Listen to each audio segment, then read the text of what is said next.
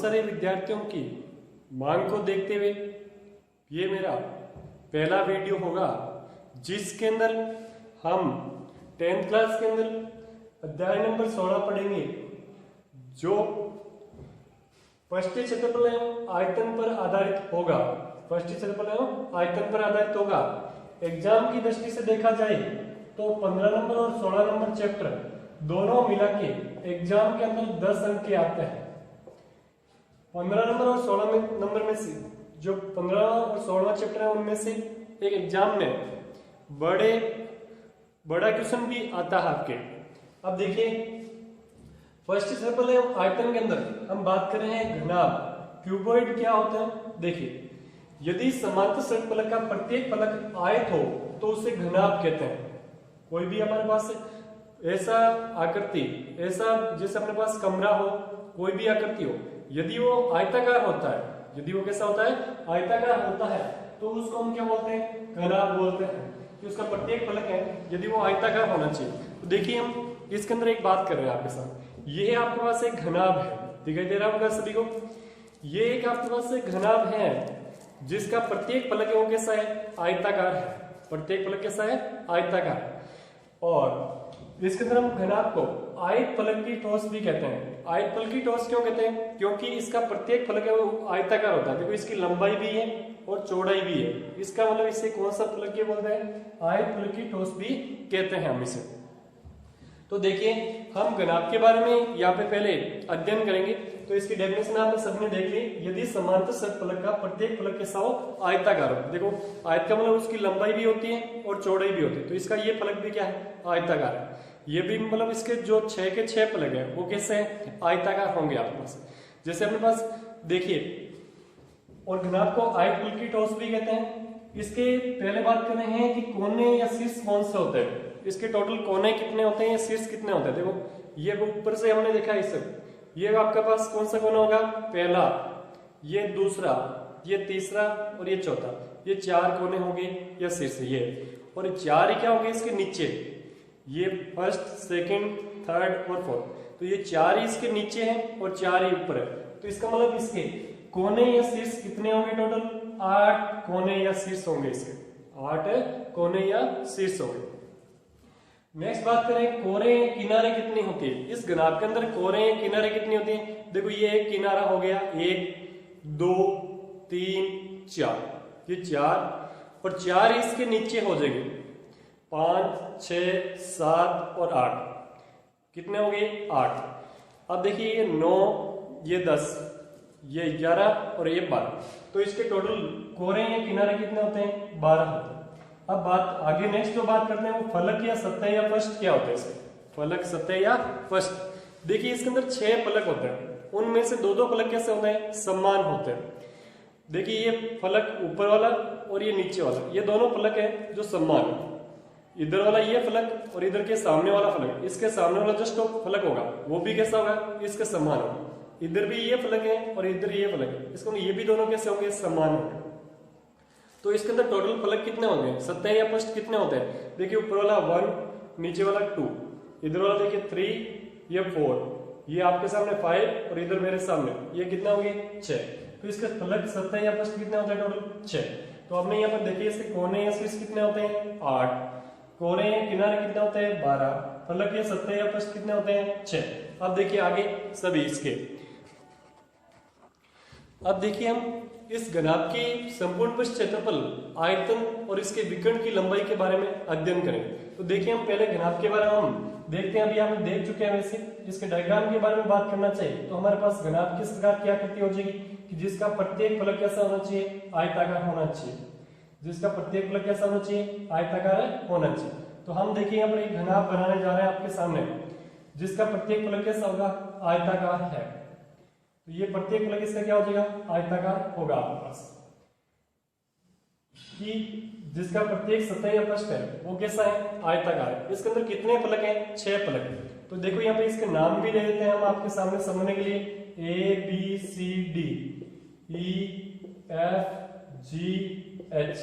तो यहाँ पर देखना चाहिए आपके पास कौन से फलक है। जैसे इसका ऊपर वाला फलक कौन सा आपको यहाँ पे दिखाई दे रहा है तो उसके कुछ नाम बोल रहा हूँ, आप देखिए। ऊपर वाला फलक है आपके पास A B C D। उसके जस्ट नीचे वाला फलक कौन है? ई एफ जी एच, ये नीचे वाला फलक हो गया। ऊपर वाला फलक कौन सा था? A B C D. नीचे वाला जस्ट फलक कौन सा है? ई एफ जी एच, ये इसके नीचे वाला हो गया।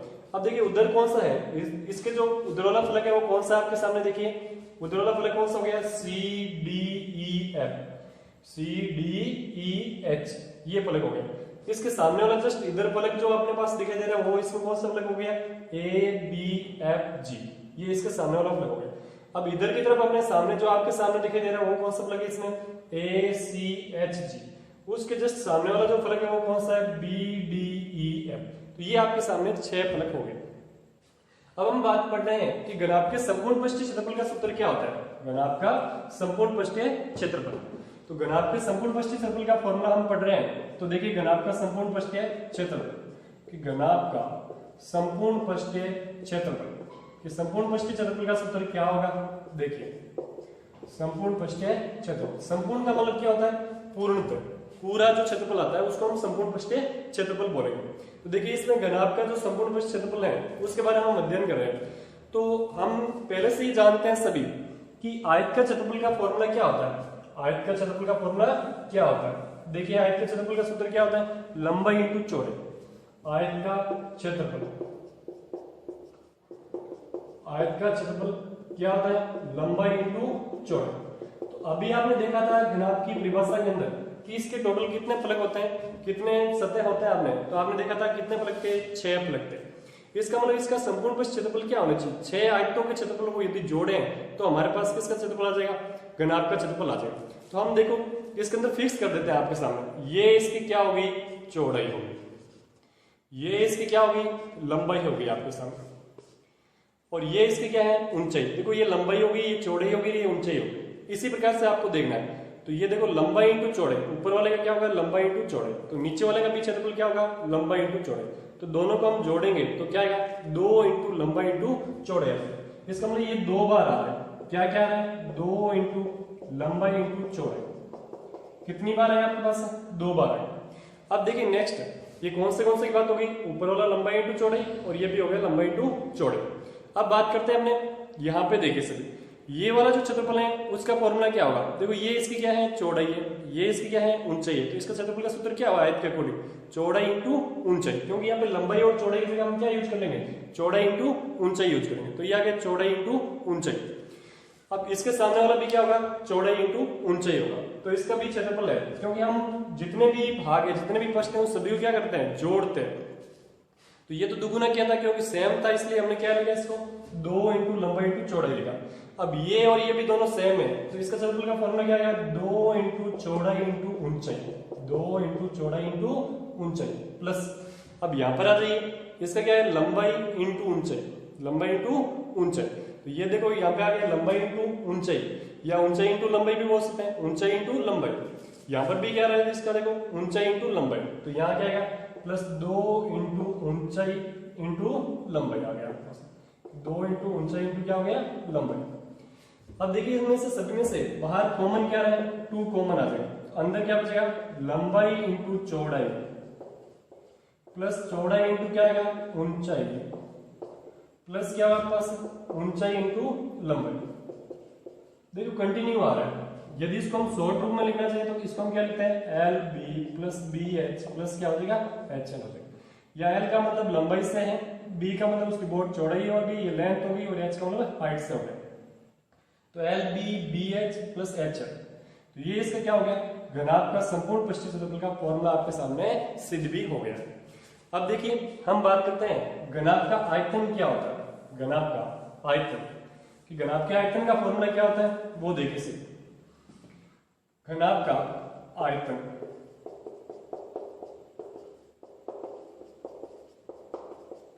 घनाभ का आयतन का सूत्र क्या होता है वो देखो सिर्फ। किसी भी वस्तु का जो आयतन होता है वो किस बात पे डिपेंड करता है कि एक उसके नीचे वाला तल पे और एक उसकी ऊंचाई पे, कि उसमें हम कितना पदार्थ डाल सकते हैं या कितनी मात्रा डाल सकते हैं, वो उसका क्या हो गया? आयतन हो गया। तो हमारे पास 3 बातों पर डिपेंड करता है।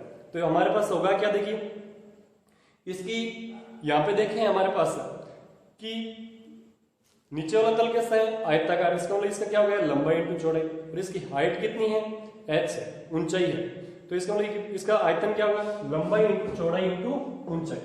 क्योंकि हमेशा किसी का भी आयतन होता है वो किस बात पे डिपेंड करेगा, एक तो उसके तल पे डिपेंड करेगा और एक उसकी ऊंचाई पर डिपेंड करता है हमेशा। तो घनाभ के आयतन का फॉर्मूला क्या होगा, लंबाई इंटू चौड़ाई इंटू ऊंचाई हो जाएगा। अब देखिए दूसरी बात आपके सामने ये होती है कि तीसरा जो फॉर्मूला होता है घनाभ का विकर्ण, घनाभ का विकर्ण, इसको भी हम आपको सिद्ध करके दिखाएंगे।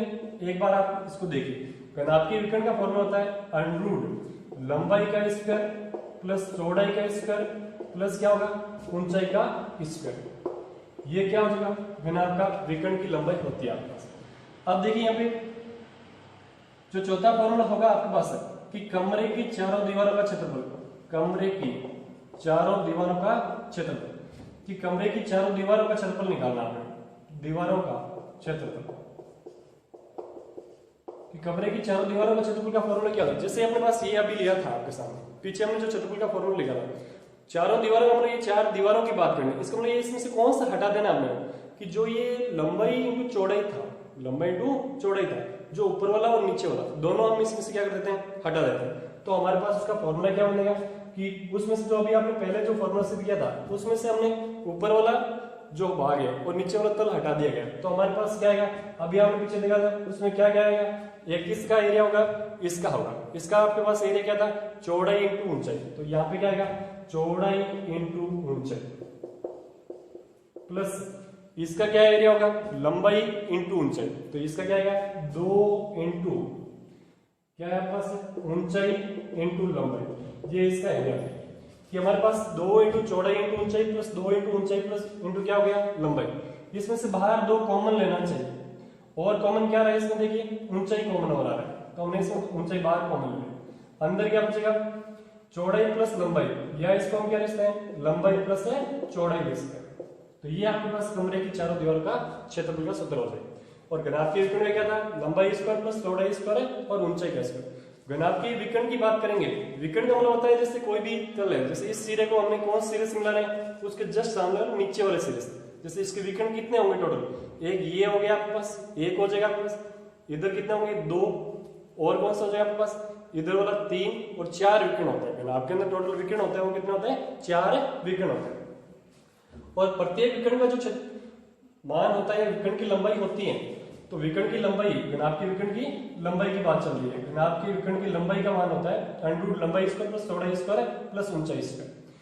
अब देखिए हम बात करें इसका मात्रक क्या क्या होता है, कि घनाभ के आयतन का मात्रक क्या होता है और क्षेत्रफल का मात्रक क्या होता है। तो घनाभ का आयतन देखो कितने राशि पे डिपेंड कर रहा है, 1, 2 और 3, इसका मतलब एक राशि की गुणा हो रही है कितनी बार, 3 बार हो रही है। तो हमारे पास यदि बात करना चाहिए कि आयतन का मात्रक क्या होता है, हमेशा आयतन का, देखो ये नोट के अंदर बात कर सकते हैं, आयतन का मात्रक या इकाई क्या होती है हमेशा, कि इकाई का क्यूब, इकाई का क्यूब का मतलब क्या होता है कि ये राशि कितनी बार रिपीट हो रही है, 3 बार, कि जैसे कोई भी इकाई हो सकती है, या इसको हम क्या बोलते हैं, घन इकाई भी बोलते हैं, क्या बोलते हैं, घन इकाई।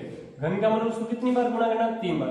तो यहाँ इकाई की जगह मीटर भी हो सकता है, सेंटीमीटर भी हो सकता है, कि जैसे हम क्या हो सकते हैं कि सेमी का क्यूब, या क्या हो सकता है घन सेमी, घन सेमी। तो ये हम इस प्रकार से इसमें देख सकते हैं कि आयतन का जो मात्रक है वो क्या होगा, इकाई का क्यूब, या क्या आएगा, घन इकाई, सेमी का क्यूब, या क्या आ जाएगा, घन सेंटीमीटर आ जाएगा।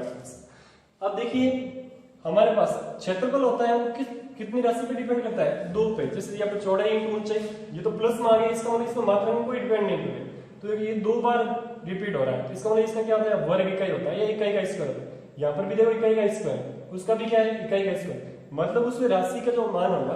तो यहाँ पे ये तो बात होगी फर्स्ट बात नोट के अंदर, और सेकंड बात क्या होगी कि जो क्षेत्रफल का मात्रक होता है, क्षेत्रफल का मात्रक, कि जो क्षेत्रफल का मात्रक होगा वो क्या होगा आपके पास, क्षेत्रफल का मात्रक, क्षेत्रफल का मात्रक होगा मीटर का स्क्वायर, या हम क्या कह सकते हैं, इकाई का स्क्वायर भी बोल सकते हैं, कि इकाई का स्क्वायर, यहां जैसे क्या बोलते हैं, वर्ग इकाई, वर्ग इकाई।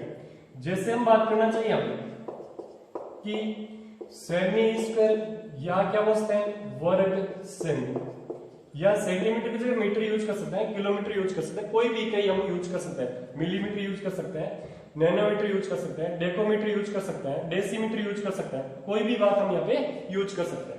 तो ये क्षेत्रफल के मात्रक हम किस प्रकार से लेते हैं और आयतन का मात्रक भी हम किस प्रकार से लेते हैं, क्योंकि यहाँ पर राशि कितनी बार मल्टीप्लाई होती है 3 बार, यहाँ पर राशि मल्टीप्लाई गुणा में कितनी बार आती है, देखो हर जगह 2 बार आ रही है, लेकिन आयतन में कितनी बार रिपीट होती है 3 बार, इसलिए इकाई का क्यूब हो जाएगा। और यहाँ पे कितनी बार रिपीट होती है 2 बार, इसलिए इकाई क्या हो जाएगा स्क्वायर हो जाएगा। और जैसे आपके पास कोई लंबाई दे रखी होती है या परिमाप की बात चलती है तो वहां पर इसकी इकाई क्या होती है जो आपको दी गई है, सेमी है तो सेमी है, सीधी इकाई होती है आपके पास। अब देखिए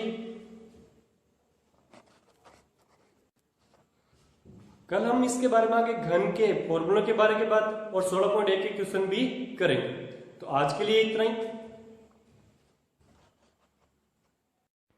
थैंक्स फॉर वॉचिंग। चैनल को सब्सक्राइब कीजिए, लाइक कीजिए, कमेंट कीजिए, अच्छा लगे तो शेयर